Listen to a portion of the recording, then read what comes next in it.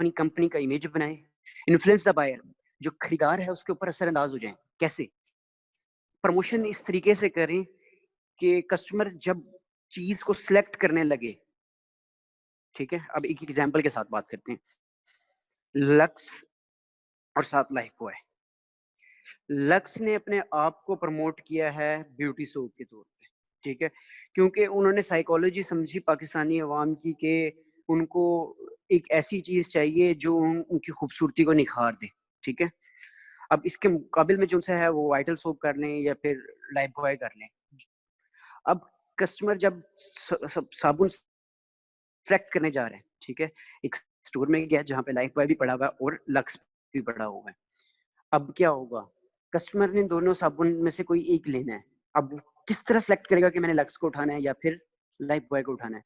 वो जो प्रमोशन आपने की थी, ठीक है? अब वो कस्टमर के माइंड में घूमेंगी कि लक्स में फवाद खान आया था, मायरा खान आई थी और उन्होंने कहा था कि ये ब्यूटी सोप है, पहले से बेहतर है।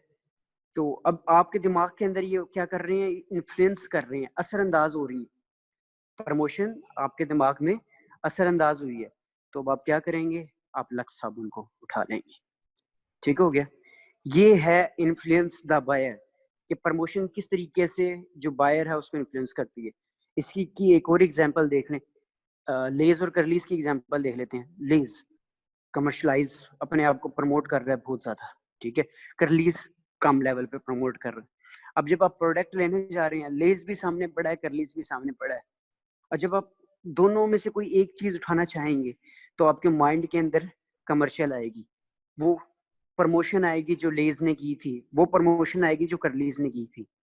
अब जिसकी प्रमोशन आपको असरअंदाज करेगी होगी, आप उस प्रोडक्ट को उठा लेंगे। तो ये आप देख रहे हैं कि किस तरीके से प्रमोशन जो उनसा है कस्टमर को इन्फ्लुएंस करता है। आगे देखें जी। To let the customer know about a product और अ फर्म। इसका ये है जी, कस्टमर को प्रोडक्ट के बारे में, अपनी ऑर्गेनाइजेशन के बारे में बताया जाता है। Convincing the customer to select a particular brand from available choices. अभी ये मैं पॉइंट एक्सप्लेन कर चुका हूँ। To remind customer about the product, जो कस्टमर हैं उनको अपने प्रोडक्ट के बारे में रिमाइंड करवाना है। मेजर एडवर्टाइजिंग टूल्स आपके सामने है, एडवर्टाइजिंग है। मेजर एडवर्टाइजिंग टूल्स जो आपके सामने है वो first one advertising, second one salesmanship, third one sales promotion, fourth one publicity and public relation, and last one is direct mail. One by one हम इन सबको डिटेल के साथ देखते हैं। पहला चीज एडवर्टाइज करना। याद रखिएगा, advertising is a non personal source of communication. Advertising में होता क्या है कि कोई भी पर्सन इन्वॉल्व नहीं होता, ठीक है? नॉन पर्सनल कम्युनिकेशन है, इसमें पर्सन टू पर्सन कांटेक्ट नहीं है, जनरल है, जनरल कम्युनिकेशन। जैसा कि टीवी में आते हैं प्रोडक्ट के बारे में इंफॉर्मेशन देते हैं, स्पेसिफिक नहीं है किसी एक बंदे के लिए, सारी जनरल पब्लिक के लिए। ठीक हो गया? तो याद क्या रखेंगे आप एडवर्टाइजिंग में से? Advertising is a paid form of impersonal mass communication. Advertising क्या है? एक कम्युनिकेशन का जरिया है, इम्पर्सनल, जिसमें person to person contact involve नहीं है। In which the advertiser name is clearly identified. जो एडवर्टाइजर है उसका नाम क्लियरली मेंशन्ड होता है। क्यों मेंशन होता है? क्योंकि वो पैसे दे रहा है। किस चीज के लिए पैसे दे रहा है? कि उसका नाम का एक इमेज बन जाए, ठीक है? उसका नाम बन जाए मार्केट में, ठीक है? एडवर्टाइजिंग को हम इस तरीके से भी डिफाइन कर सकते हैं कि advertising is the non personal communication of information, usually possessive in nature about products, services, ideas through various media. अब सिंपल याद रखिएगा, advertising is a non personal communication, simple, ठीक है? और क्या करता है? कम्युनिकेट करता है information about the product, services और द नेम और इमेज ऑफ ऑर्गेनाइजेशन।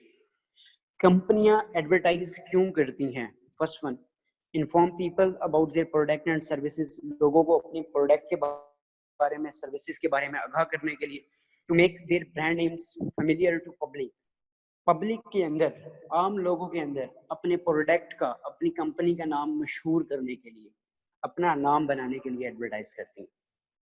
ठीक है, पर्पस ऑफ एडवर्टाइजिंग, जो एडवर्टाइजिंग कर रहे हैं इसका मकसद क्या है?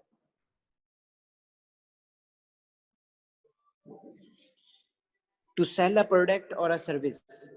मकसद क्या है कि कोई भी प्रोडक्ट या सर्विस बेची जाए। टू सपोर्ट सेल्समैनशिप, जो पर्सन टू पर्सन कांटेक्ट है, सेल्समैन है, उसको सपोर्ट किया जाए।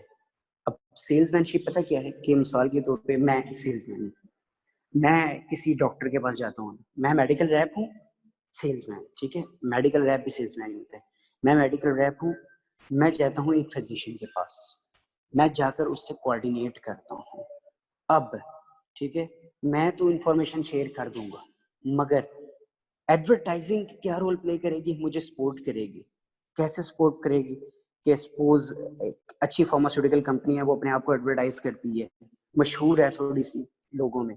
अब क्या होगा? मेरे लिए आसानी होगी फिजिशियन को कन्विंस करने की, डॉक्टर को कायल करने की, मुझे थोड़ी सी आसानी हो जाएगी। क्यों? क्योंकि डॉक्टर पहले से ही इस कंपनी के बारे में कुछ जानता होगा, ठीक है, उसकी रेपुटेशन के बारे में जानता होगा। Facilitate sales from channel, sales को इंक्रीज कर देता है from different channels to enter your geographical market. आप एक नई मार्केट में एंटर हो रहे हैं, ठीक है, आप एक नई मार्केट में एंटर हो रहे हैं जहाँ पे आपका प्रोडक्ट पहले इस्तेमाल नहीं होता। अब लोगों को आपने बताना है, तो कैसे बताएंगे? एडवर्टाइजिंग के थ्रू बताएंगे। ठीक है, मिसाल के तौर पे कोई भी कॉलेज मंडी फाउद्दीन में आकर खुलना चाह रहा है, ठीक है, अब क्या होगा? उस कॉलेज को ओपन करने से पहले एडवर्टाइज करना पड़ना है, लोगों तक अपना नाम पहुंचाना पड़ना है कि हम आ चुके हैं और हम आपको सर्विसेज प्रोवाइड करने के लिए तैयार हैं। ठीक है, to expand product usages, advertising होगी तो प्रोडक्ट यूजेज भी ज्यादा होगा। ठीक है, build awareness of the product and brands, creates brand image, ये वही बातें हैं जो हम पहले जारी कर चुके हैं। ठीक है, मेजर एडवर्टाइजिंग मीडिया आपके सामने देखें जी। मेजर एडवर्टाइजिंग मीडिया में आपके पास आ जाता है medical literature, professional journals, magazines, television, newspaper, radio, cinema, internet and direct mail. Direct mail आपने पता है क्या याद रखना है? क्या होता है? जो ब्रांड्स हैं आजकल टेक्स्ट मैसेज कर देती कि flat 50% of, flat 70% of, by one get one free, Ramzan offer. अब ये क्या है? डायरेक्ट मेल है। या तो आपको ईमेल आ जाती है कंपनी की तरफ से, या आपके मोबाइल नंबर पे एक टेक्स्ट मैसेज आ जाता है। अब वो क्या करते हैं? आपको इन्फॉर्म कर रहे हैं अबाउट द प्रोडक्ट। ठीक है, वो सिर्फ एक बंदे को नहीं करते, वो जनरल पब्लिक को मैसेज कर रहे होते हैं उस पर्टिकुलर एरिया में। अच्छा जी, सेल्समैनशिप या पर्सनल सेलिंग देखें जी। सेल्समैनशिप या पर्सनल सेलिंग में क्या होता है? फेस टू फेस होती है जी। Is the presentation of a product to the customer by representative of a firm. किसी भी ऑर्गेनाइजेशन का जो मुतल्लिका बंदा होता है, रिप्रेजेंटेटिव होता है, वो क्या करेगा? अपने प्रोडक्ट को टारगेट कस्टमर के साथ शेयर करेगा। ठीक हो गया जी।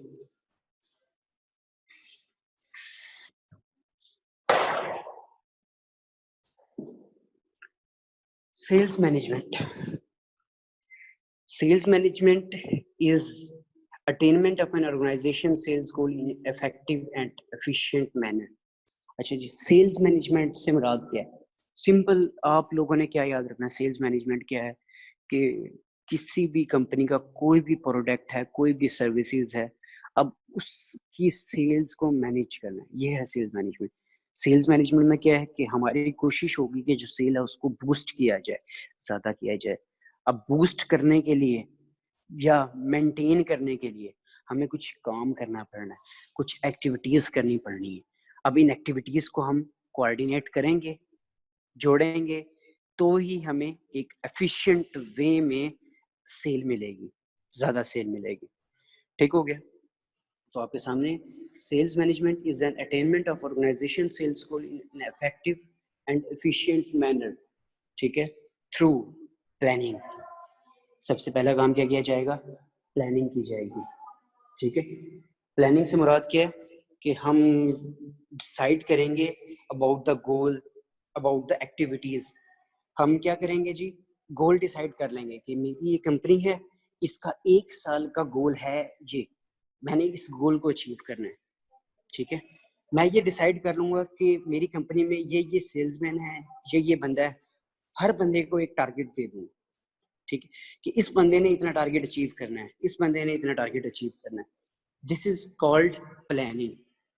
Planning includes decision about goals and activities that an individual or a group will perform, and the use of resources needed to achieve the organization sales goal. और उसके बाद हम प्लान करेंगे कि इस गोल को अचीव करने के लिए हमें किन किन चीज़ों की ज़रूरत है, ठीक है? उसके बाद स्टाफिंग का पॉइंट है। स्टाफिंग में क्या होता है कि मैं राइट पीपल को हायर करूँ। मैंने जो गोल डिसाइड किए हैं, मैं उन गोल्स को अचीव करने के लिए सही लोगों का इंतखाब करूँ, ठीक है? क्योंकि अगर एक गलत बंदा भी आ गया तो ओवरऑल परफॉर्मेंस डाउन हो जाएगी। तो सबसे पहला काम प्लानिंग, फिर स्टाफिंग, स्टाफ हायर करूँगा, फिर क्या करूँगा? ट्रेनिंग, क्योंकि जिन बंदों को मैंने रखा है स्टाफ में, उनको ट्रेन करना है। अबाउट द प्रोडक्ट के बारे में इंफॉर्मेशन देनी है, उनको बताना है कि प्रोडक्ट को मार्केट में किस तरीके से सेल करना है, किस तरीके से कस्टमर को कायल करना है, मुतमईन करना है। ये ट्रेनिंग में आएगा। अब एक और बात याद रखिएगा, जो मेडिकल रिप्रेजेंटेटिव्स होते हैं उनकी ट्रेनिंग बहुत इंपॉर्टेंट है। उसकी वजह क्या है? वजह ये है कि जो फिजिशियन है वो कोई आम आदमी नहीं, वो पढ़ा लिखा बंदा है, वो एक आम आदमी से ज्यादा इंफॉर्मेशन डिमांड करता है। तो जो बंदा अपने प्रोडक्ट को प्रमोट करने के लिए डॉक्टर के पास बैठा है, तो उसके पास इतना नॉलेज होना चाहिए कि वो डॉक्टर को मुतमईन कर सके। ठीक हो गया? उसके बाद पहला step planning, staffing, training and then we will go towards leading. Leading में क्या होगा कि हम लीडर्स होंगे, एक टीम होगी, उस टीम के अंदर एक इंडिविजुअल को हम लीडर बना देंगे जो लीड करेगा, ठीक है? अब लीड करेगा, गाइडलाइंस प्रोवाइड करेगा कि हम किस तरीके से अपने टारगेट को, अपने गोल को अचीव कर सकते हैं। प्रोवाइडिंग गाइडलाइंस और लीडिंग द इंडिविजुअल और a team in the best way. अब लीडिंग में क्या होगा? गाइडलाइंस प्रोवाइड की जाएंगी किसी एक बंदे को या टीम को कि वो किस तरीके से लोगों को असरअंदाज हो सकते हैं और जो ऑर्गेनाइजेशन का गोल है उसको अचीव कर सकते हैं। आखिर का पॉइंट है जो सा वो है कंट्रोलिंग। कंट्रोलिंग में आप याद रखिएगा monitoring sales personal activity, determining whether the organisation is on target. Controlling में हम कंट्रोल करेंगे, चेक एंड बैलेंस रखेंगे कि मेरा जो टारगेट है क्या मैं उस टारगेट की तरफ जा रहा हूँ या नहीं जा रहा, ठीक है? मैंने सपोज 1 साल का टारगेट रखा है 10 करोड़ रुपए, तो मतलब 6 महीनों के अंदर एटलीस्ट मुझे 5 करोड़ तो अचीव करना है।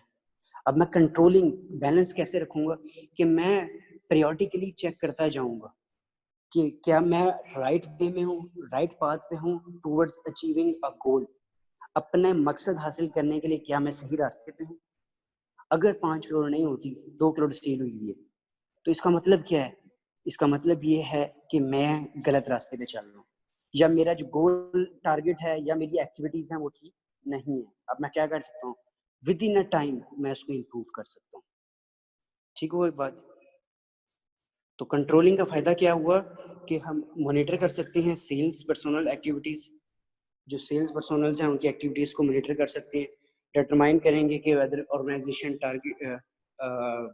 टारगेट अचीव कर रही है या नहीं कर रही, और अगर कोई करेक्शंस वगैरह की ज़रूरत है तो हम वो कर सकते हैं।